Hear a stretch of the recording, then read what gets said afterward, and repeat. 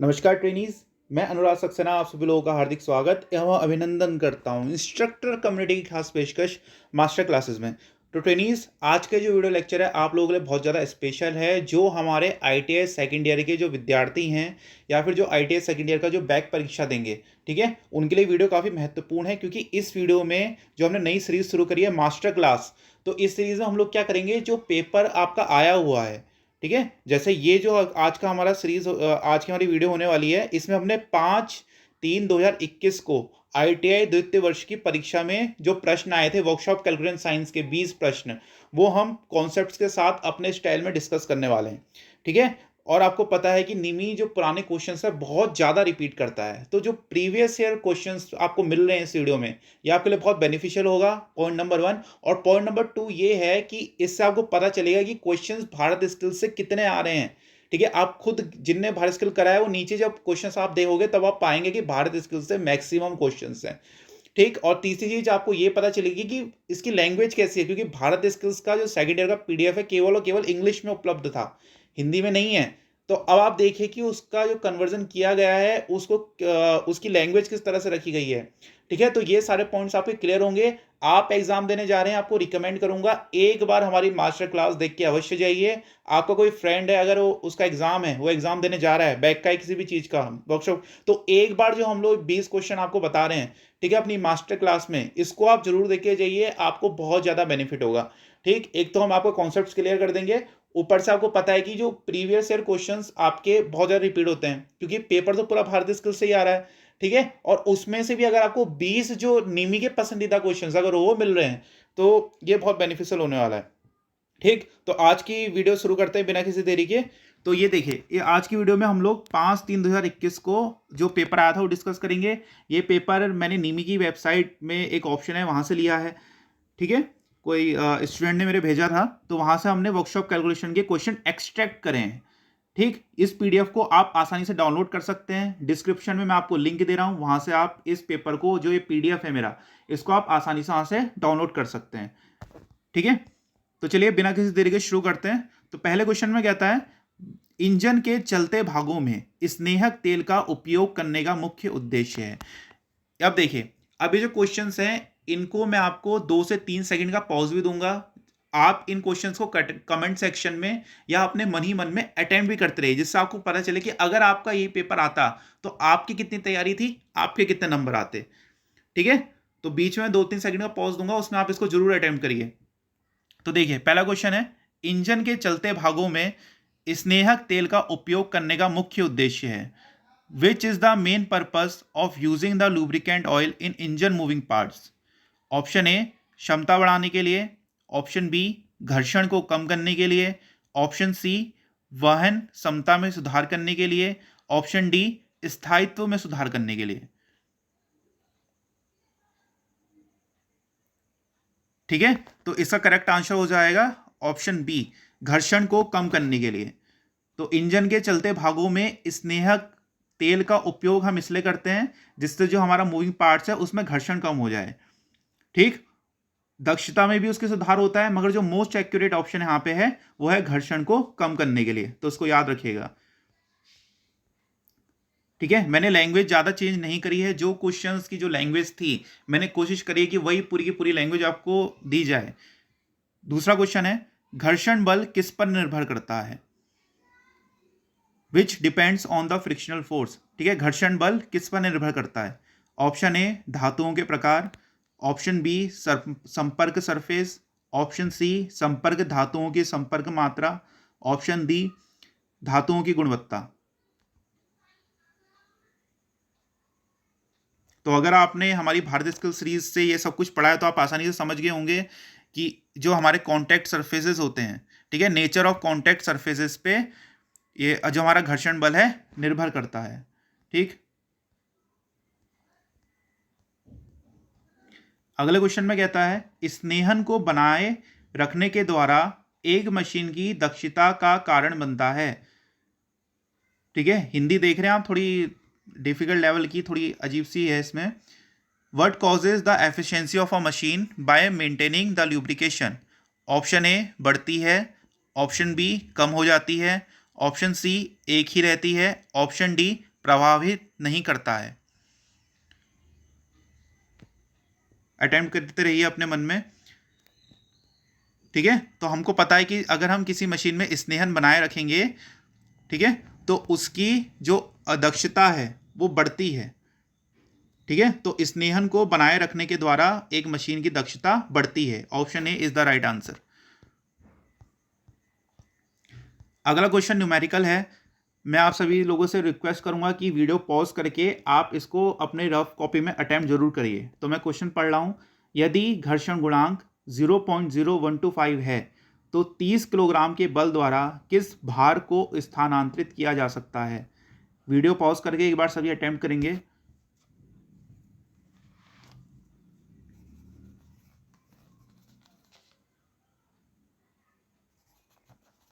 ठीक है, अब मैं इसको आपका सोल्यूशन बता रहा हूं। ये देखिए, हमको म्यू दिया गया है 0.0125 kg, 0.0125, और एफ दिया गया है कितना, 30 किलोग्राम का बल है, ठीक है। और हमसे पूछ रहा है कि अब इस कंडीशन में कितना भार मूव करा सकते हैं। तो हमको पता है F equal to mu R होता है सीधे सीधे, और जो हमारा आर होता है ये किसके बराबर होता है, ये ही हमारा वेट के बराबर होता है, ठीक। इसका मतलब अगर आपने आर निकाल लिया तो इसका मतलब आपने डब्ल्यू निकाल लिया, एक ही बात है।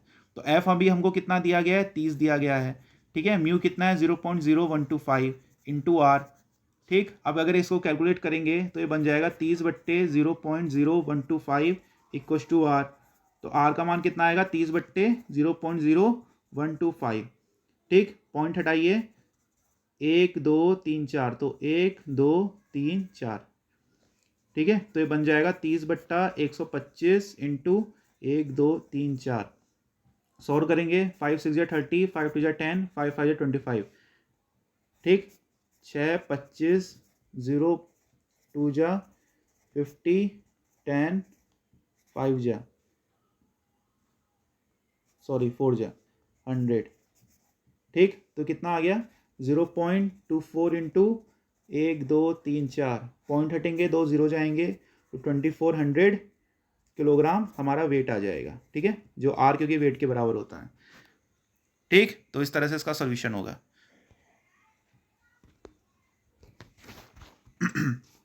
तो 2400 kilogram is the right answer. Option D 2400 kilogram. अगले क्वेश्चन में कहता है, what is the centre of gravity of a rectangular body. आयताकार पिंड के गुरुत्व का केंद्र क्या है। ऑप्शन ए आयत के लंबे समय तक पक्ष, ऑप्शन बी आयत के छोटे पक्ष, ऑप्शन सी इसके विकर्णों के चौराहे के बिंदु पर, ऑप्शन डी कोनों में, ठीक है। तो जिन्होंने सेंटर ऑफ ग्रेविटी हमारा भारत स्किल्स का पढ़ा है वो आसानी से समझ गए होंगे कि जो हमारा रेक्टेंगल होता है, आयत होता है, उसका जो गुरुत्व केंद्र होता है वो होता है उसके जहां पे डायगोनल्स इंटरसेक्ट करते हैं। तो ये इसका सही आंसर है, option C at the point of intersection of its diagonals, इसके विकर्णों के चौराहे के बिंदु पर, ठीक है। इसमें मैंने हिंदी बिल्कुल भी चेंज नहीं करी है, जो हमारा पेपर था उसमें सेम टू सेम यही लैंग्वेज दी गई थी। Next question, question number 6, what is the name called biggest chord of the circle. चक्र के सबसे बड़े चाप को क्या कहा जाता है। Option A arc, option B व्यास, option C radius, option D विकर्ण। तो व्यास इसका सही आंसर है, ठीक है। तो जो व्यास होता है उसको चक्र के सबसे बड़ी चाप कहा जाता है। जो हमारा व्यास होता है उसको हम चक्र की सबसे बड़ी चाप कहते हैं, लार्जेस्ट कॉर्ड। अगला क्वेश्चन न्यूमेरिकल है, what is the diameter of the circle if the area of the circle is 78.5 centimetre square. यदि वृत्त का क्षेत्रफल 78.5 सेंटीमीटर स्क्वायर है तो वृत्त का व्यास क्या है। सभी वीडियो पॉज करके एक बार जरूर अटेम्प्ट करें, ठीक है। अब देखिए मैं इसको बताता हूं आपको। तो हमारा जो एरिया है हमको दिया गया है 78.5 सेंटीमीटर स्क्वायर, और हमसे डायमीटर पूछा गया है, ठीक। अब आपको पता है जो हमारा सर्कल होता है उसका एरिया का सूत्र क्या होता है, पाई आर स्क्वायर 78.5, जहाँ पे आर हमारी क्या होती है, त्रिज्या होती है। तो पाई की जगह रखेंगे 3.14 इसकी वैल्यू, आर की जगह आर स्क्वायर 78.5, तो यहाँ से आर स्क्वायर की वैल्यू निकालने का प्रयत्न करेंगे। 3.14 785/314, ठीक है, 2 प्लेस है तो एक जीरो लग जाएगा। अब यहाँ पे कंफ्यूज होने की कोई दिक्कत नहीं है, ठीक है, कैलकुलेशन देख के डरिएगा नहीं। ये जो 314 को जब आप 25 टाइम्स करते हैं तो ये 7850 बनता है, ठीक है। ये सब हम सॉल्व कर चुके हैं अपनी भारत स्किल सीरीज में। तो यहाँ आर स्क्वायर है तो 25 हो जाएगा, तो रेडियस हमारी कितनी आ गई, 5 सेंटीमीटर आ गई। मगर इस बात का विशेष ध्यान रखना कि क्वेश्चन में हमसे व्यास पूछा गया है, तो व्यास क्या होता है, 2 गुणा रेडियस होता है, तो 2 गुणा 5 equal to 10 centimetre is the right answer.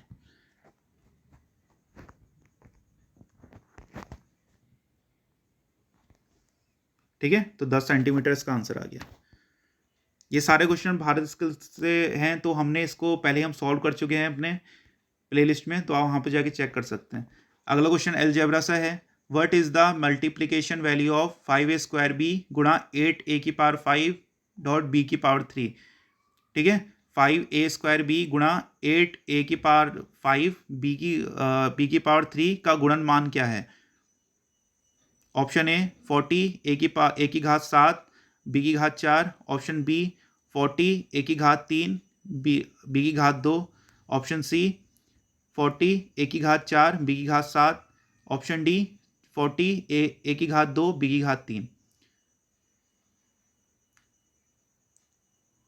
ठीक है। तो देखिए, इसको मैंने आपको करने का तरीका बताया था कि जो न्यूमेरिकल है, ठीक, जो हमारी कांस्टेंट वैल्यू कांस्टेंट से भिड़ता है, और जो हमारा न्यूमेरिक है वो न्यूमेरिक से भिड़ता है, अल्फाबेट अल्फाबेट से भिड़ेगा। सीधी सी बात यह है, अगर कुत्ता कोई जानवर है तो कुत्ते से भिड़ेगा, अगर कोई बिल्ली है तो बिल्ली से भिड़ेगा। इस तरह से आप याद कर सकते हैं, ठीक है। तो जो 5 है वो 8 से टैकल करेगा, 5 × 8 तो बन जाएगा 40, ठीक। जो a² है, वो जो a है वो केवल a से ही मैच कर सकता है, तो a × a करेंगे। तो आपको पता है कि जब हम पावर इंटू करते, जब हम कोई किसी चीज को इंटू करते हैं तो उनकी पावर ऐड हो जाती है, तो a की पावर आपस में ऐड होगी तो 5 + 2 7 बनेगा। और जब b की पावर, देखिए b की पावर कुछ नहीं है, इसका मतलब 1 है, तो ये जब इससे ऐड होगी तो b⁻4 बन जाएगा। तो इसलिए इसका आंसर आएगा 5 8 = 40, a⁻7 और b⁻4, तो option A is the right answer.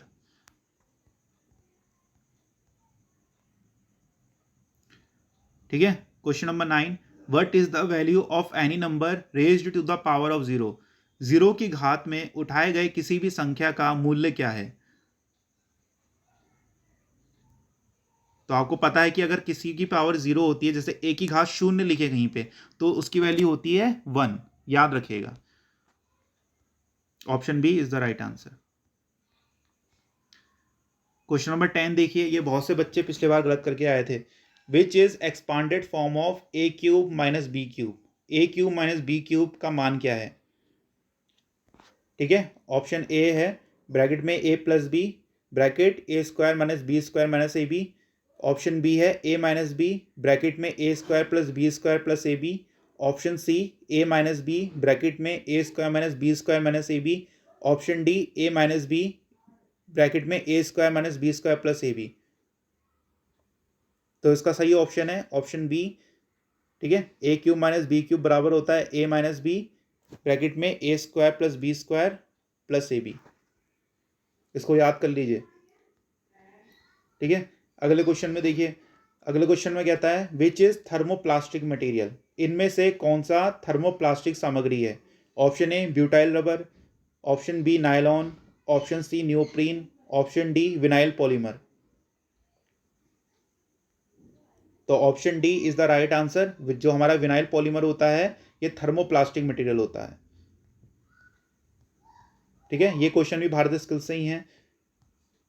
अगले क्वेश्चन में देखिए, जिन्होंने भारतीय स्किल्स पढ़ा है वो समझ रहे होंगे कि इसमें जो सारे क्वेश्चंस दिख रहे हैं हमको भारतीय स्किल्स से ही हैं। Which force acts on crankshaft. कौन सा बल क्रैंकशाफ्ट पर कार्य करता है। ऑप्शन ए शेयर प्रतिबल, ऑप्शन बी टॉर्जनल प्रतिबल, ऑप्शन सी अनुलंब प्रतिबल, ऑप्शन डी संपीड़न प्रतिबल। तो option B is the correct answer. Torsional stress या फिर टॉर्जनल प्रतिबल हमारी जो क्रैंकशाफ्ट होती है उस पर कार्य करता है।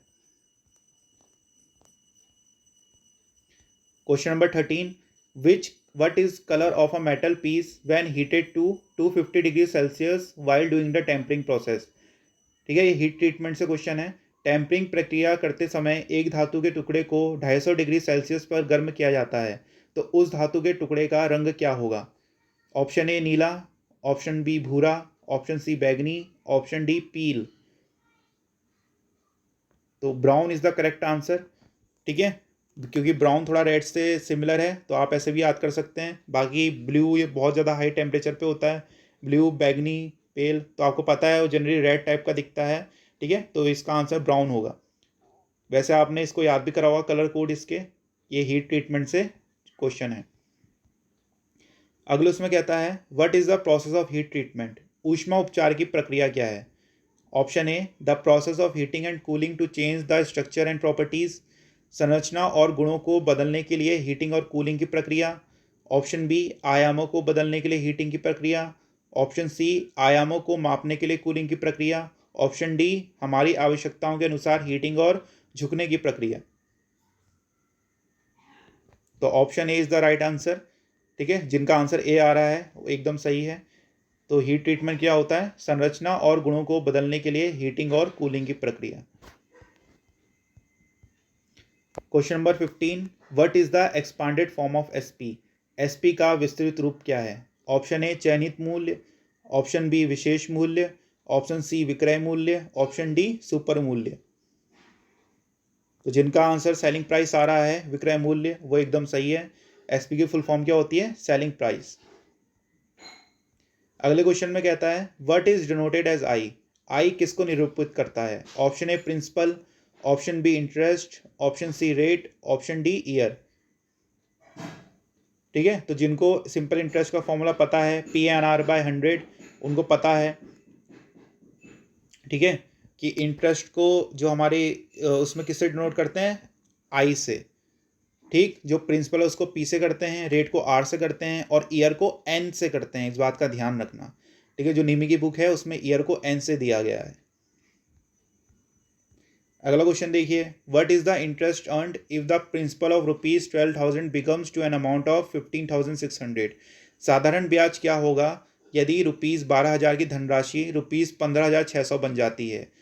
सभी वीडियो पॉज करके अटेम्प्ट कीजिए।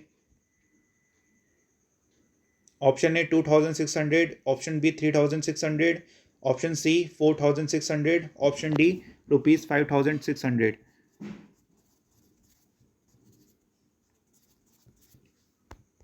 ठीक है, अब आपको मैं इसका सॉल्व करके बताता हूँ। ये देखिए, ठीक, इसमें आपका ना एसआई का फॉर्मूला लगेगा ना आपका सीआई का फॉर्मूला लगेगा। इसमें आपको लगाना है कॉमन सेंस। ठीक, अब वो आपसे सीधे सीधे कह रहा है कि आपने 12,000 रुपये कहीं पे इन्वेस्ट करे और आपको 15,600 रुपये फाइनल बाद में मिले। ठीक है, तो आपको बताना है कि इसमें आपको ब्याज कितना मिला है। ठीक, तो सीधे सीधे आप क्या करेंगे, इसमें से इसको काट दीजिए। तो 15,000 में से 15,600 में से 12,000 काटेंगे तो 3,600 आंसर आएगा। बस खत्म। ठीक, फिर से सुनिए, आपने 12,000 रुपये कहीं पे इन्वेस्ट करे और 15,600 रुपये का आपको रिटर्न मिला, टोटल पैसे मिले, तो आपको ब्याज कितना मिला उसमें? इसमें से इसको माइनस कर देंगे, 3,600 आंसर आएगा। No calculation required. तो 3,600 इज द करेक्ट आंसर। ठीक है, question number 18 which authority publishes schedule of rates? कौन सा प्राधिकरण दरों की अनुसूचित को प्रकाशित करता है? ऑप्शन ए व्यक्तिगत, ऑप्शन बी निगम से संबंधित corporate, option C partnership firm, option D सरकारी विभाग। तो जिनका आंसर सरकारी विभाग आ रहा है एकदम सही है। जो सरकार है वही जो हमारे प्राइसेस हैं उनको कंट्रोल करती है। Question number 19 which of the following impurity in cast iron makes it hard and brittle? कच्चे लोहे में कौन सी अशुद्धता इसे कठोर और भंगुर बनाती है? Option A silicon, option B sulphur, option C manganese, option D phosphorus. तो जिनका आंसर सल्फर आ रहा है एकदम सही है। तो जो सल्फर होता है हमारे कच्चे लोहे को कठोर और भंगुर बनाता है। लास्ट क्वेश्चन की तरफ बढ़ते हैं। What is the purpose of tempering a steel? Steel की टेम्परिंग का उद्देश्य क्या है? टू रिड्यूस द ब्रिटलनेस, ठीक है, भंगुरता को कम करना। ऑप्शन बी लचीलापन दूर करने के लिए, ऑप्शन सी कठोरता बढ़ाने के लिए, ऑप्शन डी भंगुरता बढ़ाने के लिए। ये भी हीट ट्रीटमेंट से है। तो आपको पता है कि टेम्परिंग का उद्देश्य होता है भंगुरता को कम करने के लिए। To reduce the brittleness is the right answer. तो ये थे हमारे 20 क्वेश्चंस जो पिछले बार एग्जाम में आए हुए थे। ठीक है, ये क्वेश्चन बहुत ज़्यादा महत्वपूर्ण है, आप सभी इनको करके जाइए। इसी तरह से और भी इस सीरीज़ को हम कंटिन्यू करते रहेंगे, और भी जो दूसरे दिनों में पेपर हुए थे वो ज़रूर इसमें हम आगे लेके आएंगे। आप लोग हमें सपोर्ट करते रहिए, और अगर आपको हमारी वीडियो पसंद आई हो तो हमारी वीडियो को लाइक करिए, हमारे चैनल को सब्सक्राइब करिए। आज की हमारी वीडियो देखने के लिए बहुत बहुत धन्यवाद।